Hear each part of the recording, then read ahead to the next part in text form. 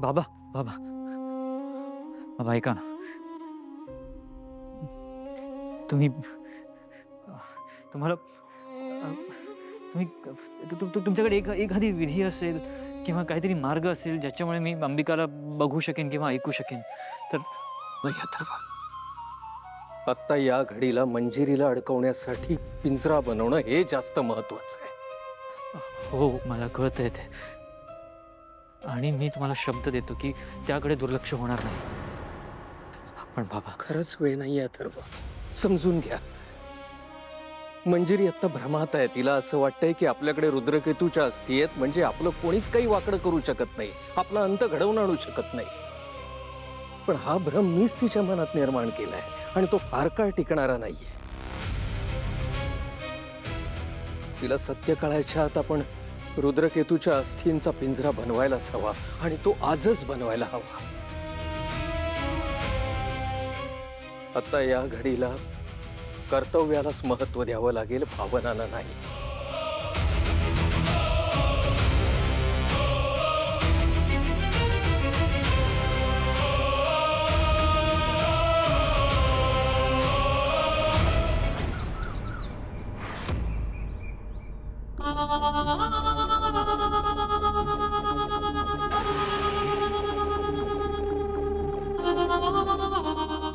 मीरा, कशीस?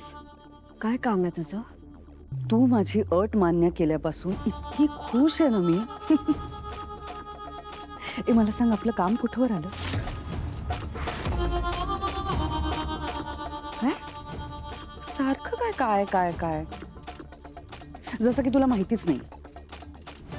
तुला चांगलंच माहिती आहे मी कशाबद्दल बोलते ते. गर्भधारणेसाठी जे काही करावं लागतं ते काम कुठपर्यंत आलं? नाही,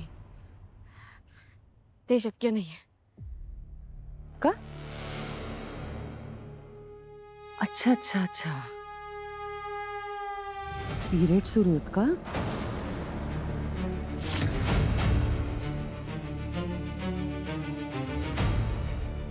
हो.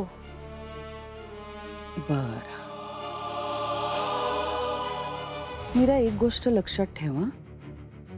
मला जर का असं कळलं की तू माझ्याशी खोटं बोलतेस तर मी वेदाला मारून टाकेन. मी एक वेळ वाट बघू शकते पण फसवणूक नाही सहन करू शकत. त्यामुळे मला लवकरात लवकर परिणाम हवाय. तुला कसली भीती आता? म्हणजे बाबांनी मला सांगितलंय तुझ्याकडे त्या अस्थी आहेत, आणि तुलाही चांगलंच माहितीये की त्या अस्थींशिवाय आम्ही काहीच करू शकत नाही.